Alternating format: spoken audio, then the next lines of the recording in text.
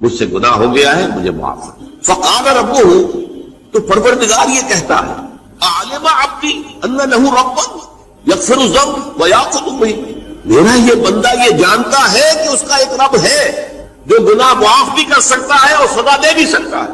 کیا معنی ہوئی؟ گناہ اس نے کیا ہے لیکن جانتا ہے اللہ کو تو وہ معاف بھی فرما سکتا ہے، تبھی تو وہ اللہ سے معافی کی درخواست کرتا ہے۔ اس کے اس جاننے کی بنیاد پر، اس کے اس علم کی بنیاد پر، اس کے اس ایمان کی بنیاد پر فرمایا غفرت لعبدی، میں نے اپنے بندے کو معاف کر دیا۔ ثم مکث ما شاء اللہ، پھر وقت گزرا جتنا کہ اللہ نے چاہا۔ ثم اذنب ذنبا، پھر اس سے گناہ ہو گیا۔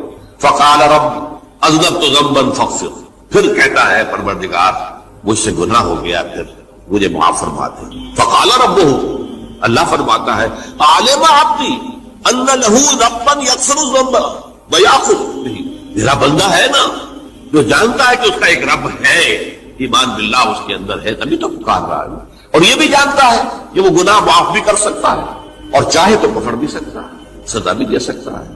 تو فرمایا، اللہ تعالیٰ فرماتے ہیں میں نے فرمایا تو میں نے معاف کر دیا۔ ثم مکث ما شاء اللہ، پھر ایک عرصہ گزرا اس کے بعد۔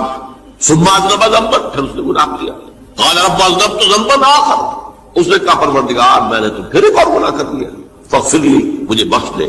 فقال اعلم عبدی ان لہ ربا یغفر الذنب ویأخذ بہ، میرا بندہ جانتا ہے نا کہ اس کا ایک رب ہے جسے وہ پکار رہا ہے، اور وہ جانتا ہے کہ اسے اختیار حاصل ہے کہ چاہے تو بخش دے اور چاہے تو پکڑ لے۔ اس کے اس علم، اس ایمان کی بنیاد پر میں نے اسے معاف کر دیا۔ ایک اور حدیث، میں نے چونکہ اس گفتگو کے لیے ان احادیث کا تفحص کیا ہے، یہ تو بہت حدیثیں میں نے ان میں سے کچھ چنی ہیں۔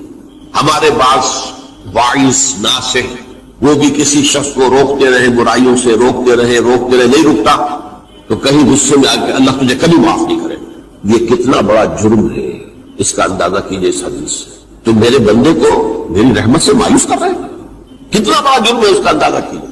یہ مسلم شریف کی روایت ہے عن جندب، حضرت جندب رضی اللہ تعالی عنہ سے، ان رسول اللہ صلی اللہ علیہ وسلم حدث، کہ اللہ کے رسول صلی اللہ علیہ وسلم نے ایک واقعہ بیان کیا، ان رجلا قال، کہ ایک شخص نے یہ کہا واللہ لا یغفر اللہ لفلان، کہ خدا کی قسم اللہ تعالیٰ فلاں شخص کو کبھی معاف نہیں کرے گا۔ وان اللہ تعالی قال، اس پر اللہ تعالیٰ نے یہ فرمایا من ذا الذی یتعالی علیہ، یہ کون ہے جو میرے اوپر حکومت کرنے والا آ گیا، جو میری طرف سے حکم لگا رہا کہ میں کبھی معاف نہیں کروں گا۔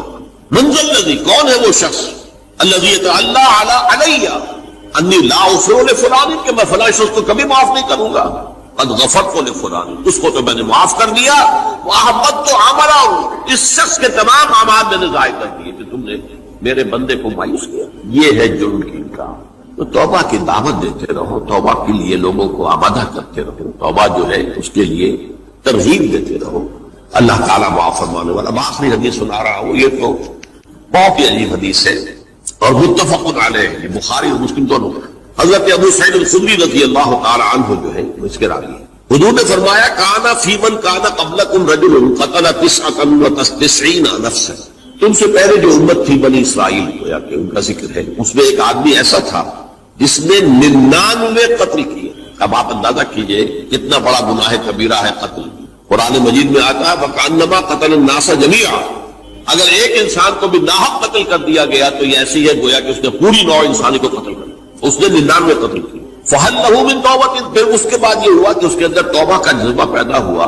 فَسَأَلَ عَنْ أَعْلَمِ أَهْلِ الْأَرْضِ، تو اس نے پھر سوال کیا، لوگوں سے پوچھا کہ زمین میں رہنے والوں میں کون سب سے بڑا عالم ہے۔